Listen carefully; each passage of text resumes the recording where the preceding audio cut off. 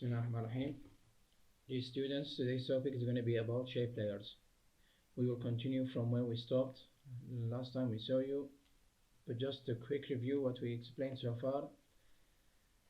We learned how to explore the interface, how to create animation using keyframes, how to create and how to add effects and animation presets, and so far. Basically, all these overview and summaries are sent to your team group earlier. So today we're going to continue by creating a shape layer. You can create a shape layer from the menu, layer, new shape layer. We're going to cover this next, but the straightforward method to do this is using the toolbar by clicking the shape layer or using the pen tool. Basically, you're going to start with the rectangle shape layer here, rectangle tool. You can click and hold to access other options like rounded, rectangle tool, ellipse, polygonal, or polygon tool, and star tool. You're going to start with the rectangle tool, click and drag, and this is going to be my rectangle. When you click, as you can see here, you can move it anywhere. That's it, as simple as that. This is how you create a shape layer. You can press Ctrl Alt Home to center your pivot point to the shape, and then Control Home to center your shape into your view or screen. If you don't remember the shortcuts, you can go always to Layer, Menu, Transform, and then Center in View or Center Anchor Point in Layer Content. So now let's just explore the shape layer structure. So I'm going to go to magnifier just to magnify it for you so you can see it better. So we're going to go to here. As you can see, with the shape layer you have contents and transform, as all layers do have. So from the content, you see you have a rectangle, and then you expand the rectangle. You're going to have the rectangle path, stroke, fill, and the transform for rectangle. So this transform is going to affect only the rectangle. Obviously, since there is a transform for this rectangle, it means you can have more than one shape or more than one content to be more accurate in the same shape layer. But for now, we're going to just stick to one rectangle, as you can see here, and we expand the rectangle path. From here, you have access to the properties of this rectangle path, like you can change the size, you can change the position of it, and as you can see, when you change the position, it's not going to be, this is going to affect the position of the anchor point. It's not going to be centered anymore, and you can change the roundness of the rectangle to make it round, to make it rounded rectangle. You can uncheck this little icon here, which enables you to create or to change the width independently from the height and vice versa, as you can see here. So I'm gonna just make it 200 by 200, and then I'm gonna stick to that. As you can see, the position when you make it 0 again is going to be centered to the anchor point, and I'm going to make the roundness 0 because this looks like more as a circle. So basically this is your shape, as you can see here, your rectangle. In addition to the rectangle path group, you have a stroke group and you have the fill group. From the stroke group, you can change the stroke, opacity of the stroke, stroke width, and other options. Basically, if you want, you can change the stroke from here, but let's just change it from the layers stroke group, and then we go up later and see what's the difference. So I can just go to the color and change it to blue or light blue, for example, and then change the width, and as you can see, this is your stroke. And also you have other options to select from, like you can add dashes to your stroke, and it's going to be like that. You can change the number of dashes and you can change the offset of them. And as we explained before, anything with this stopwatch icon can be animated, so you can animate almost all these kind of things. You can also check these things and change it and check it basically if you want to see how it's going to be. So if we have no dashes, and I'm going to just go to the bevel, it's going to be like this, to the projection to the beauty. This is going to be rounded joint. So you can play around with these values to change how the stroke edges and joints are done. So I'm going to make it like standard like this. If you open the stroke, if the stroke is open, as we're going to see later with the trim path, you can see the effect of this more clearly basically. Now the other way to change the stroke settings is you can go up here and you click the stroke color to change its color to anything you want, and also you can change its size, and in addition to that you can click here and change the stroke options. Basically there is no stroke, you can have solid color stroke, you can have a gradient stroke, and as you can see when you click this gradient or linear gradient color, it changes here. This group is not stroke anymore, it's changed to gradient stroke, where you can change the gradient options, or you can go to radial gradient stroke, and as you can see here the stroke is changed from stroke to gradient stroke option. I'm going to stick to the solid color right now, solid stroke, right now. In addition to the stroke, you can change the fill as well. You can do it from here if you want, or you can do it from up there. So if you go there, I'm going to go to the fill. I can change its color to white, for example, or to black, or to any other color you want. And also as stroke, you can click the fill caption or text to change the fill options from no fill to solid fill to linear fill or to gradient fill. And when you do this changes accordingly with it. So I'm going to stick to the solid fill right now. Make sure that the preview is ticked, which is by default, so you can see the effects as you do them. You can change the opacity also from here. I'm going to press click cancel. You can go here to the fill. Let me zoom in a little bit, and this is going to be, sorry, I'm gonna just go back. You can change the fill and the opacity. As you can see, you have less options with the fill group. So now the next thing that we need to cover regarding the shape layer basically is, as you can see here, you have the transform rectangle group. With this transform, you have all the transformation that you have in here in this transform. They are very similar, almost the same, except additional things that is available for each shape group. So you have the anchor point, you have the position, you have the scale, you have the rotation and the opacity. In addition, you have the skew and the skew axis that you can apply to your transform rectangle. As you can see, a transform rectangle, it means it's not general, it's specific to this rectangle group. This is considered a group.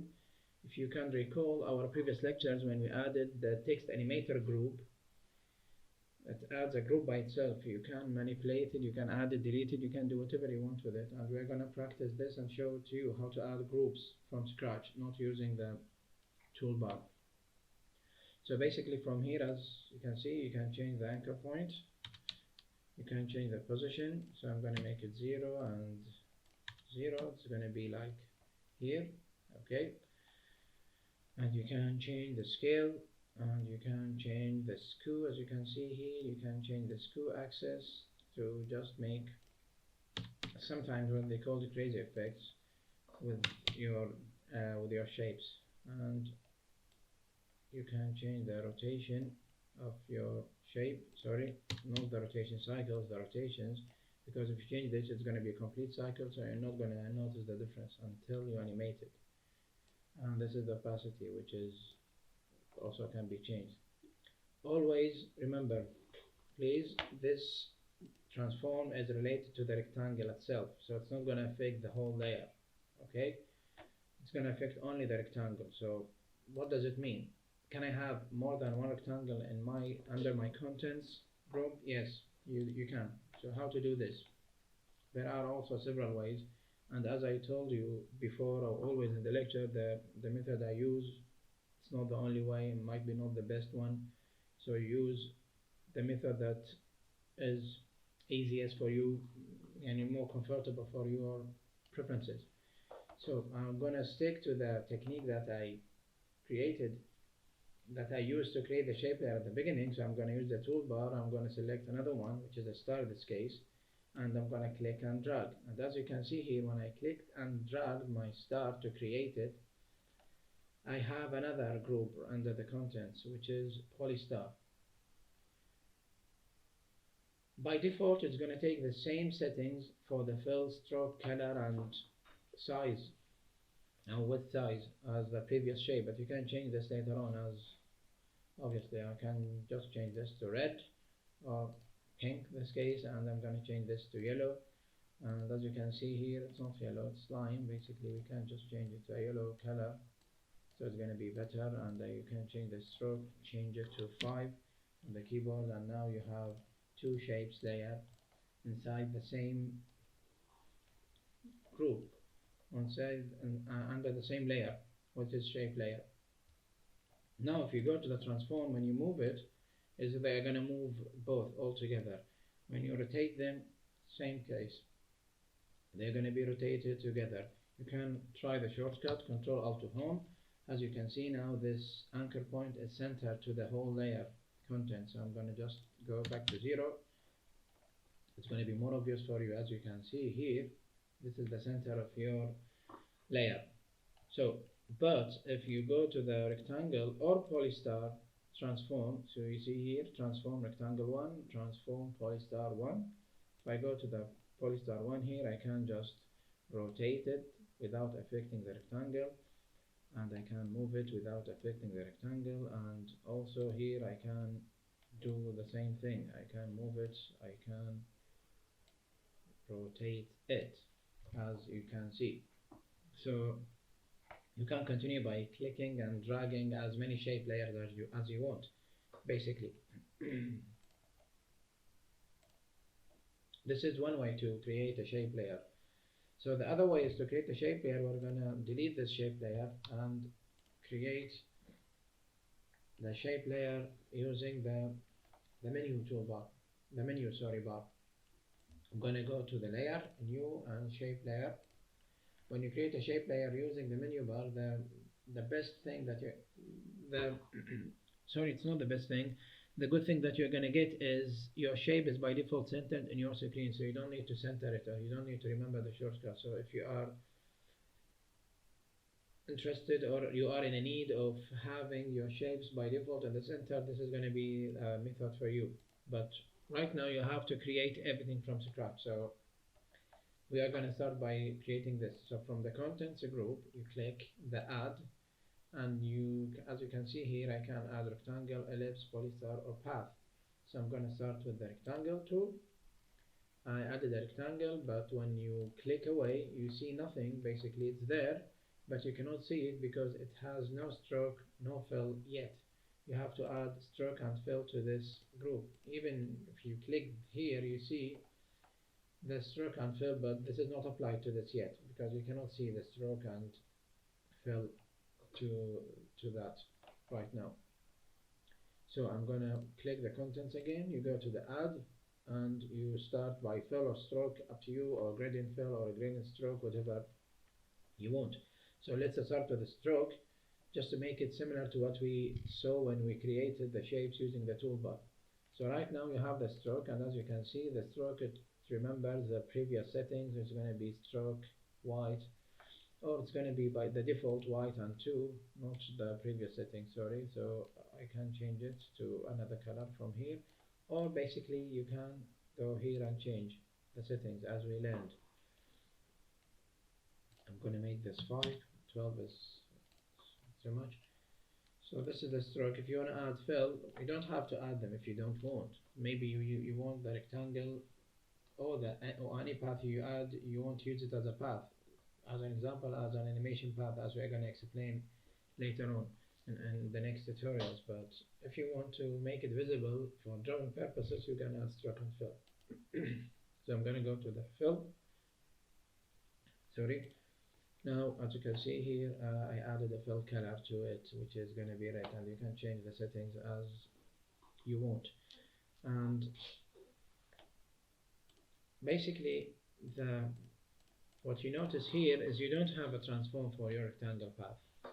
So why is that?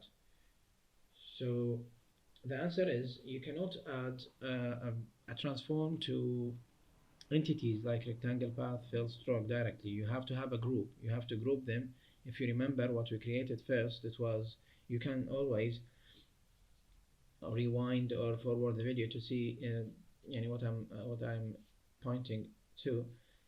The rectangle path fill stroke was under a group which is called rectangle 1.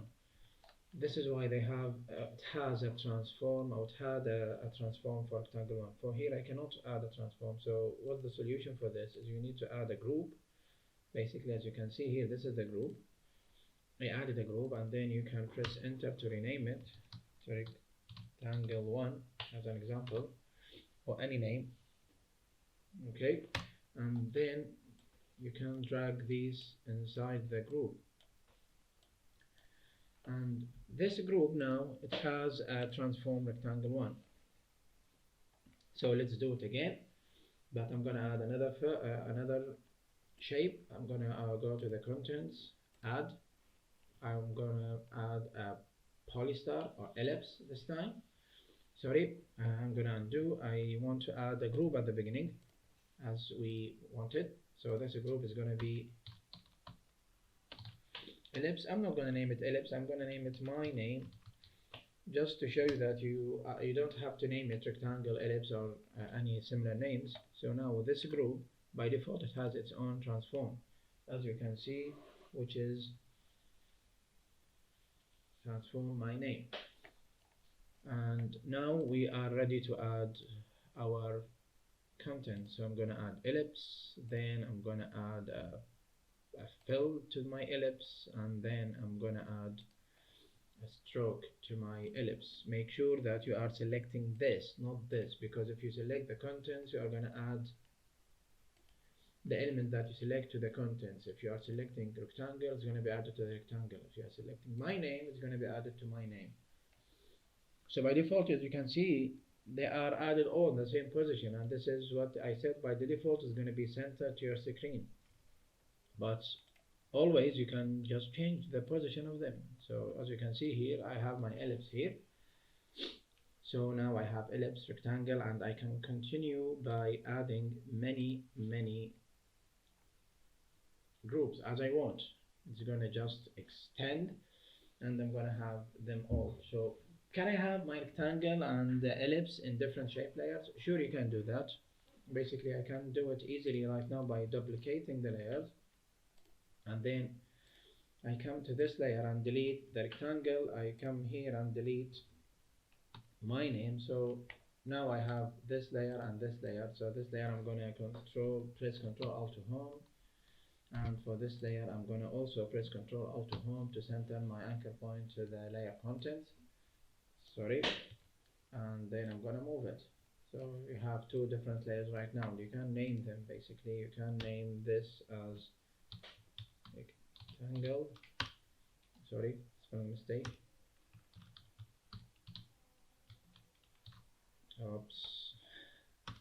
Sorry for this. And you can change this into ellipse or any other name. So basically this is the shape layers. You can always animate anything as we explained. I mean, we're not going to go through animating shape layers right now in this tutorial, because this tutorial is meant to be about shape layers. You can always practice with these shape layers and see what you can do with it. So what else you need? For sure there are many other things that you need to do with shape layers, but at that point I want you to just practice these shape layers, try to add shape layers, try to create some design for using shape layers. Like you can create a building or anything. Basically, I just need you to be familiar with adding shapes and shape layers. But before we finish, there is a very important point you need to remember for when we work with shape layers. If you have a shape layer already created, I mean the third method by the way, I forget to tell you, it's good that I remember, there is another method to create the shape layer, which is by double clicking it like that, which is gonna create a shape layer directly centered in your screen, fitted to the screen. As you can see, I can delete this, I can create a rectangle. When you double click it, it's gonna be fit on screen. If you have an ellipse, you double click it, it's gonna be fit on your screen. When you create a shape layer, let's just make it smaller. Basically, if you have a shape layer selected and you add another shape layer, it's gonna add to its content. It's not gonna create a mask. Basically, what mask has to do with shape layers, let me show you something. Anyway, it's going to be covered in a separate tutorial that talks about mask and track mask, but since we are talking about shape layers, let's just cover this. So when I click, I'm gonna add text here, shape layers as masks. I'm gonna increase the size for this text, and then I'm gonna move it to that side. So now if the shape layer, if this layer is selected, which is any layer other than shape layer, remember this, any layer except shape layers. If you select any layer and add a shape layer, basically this shape layer will create a mask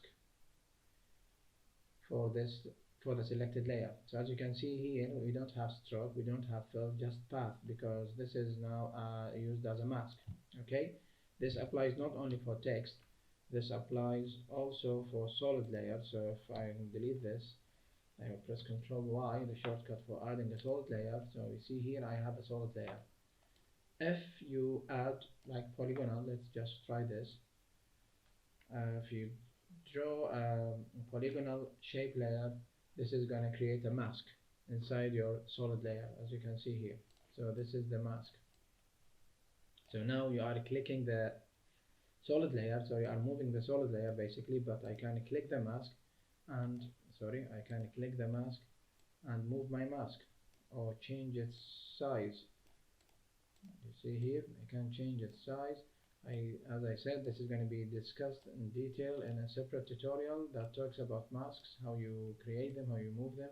So you see, now you are outside the solid layer, or yeah, you are outside the boundaries of the solid layer. Basically, this is very important to remember.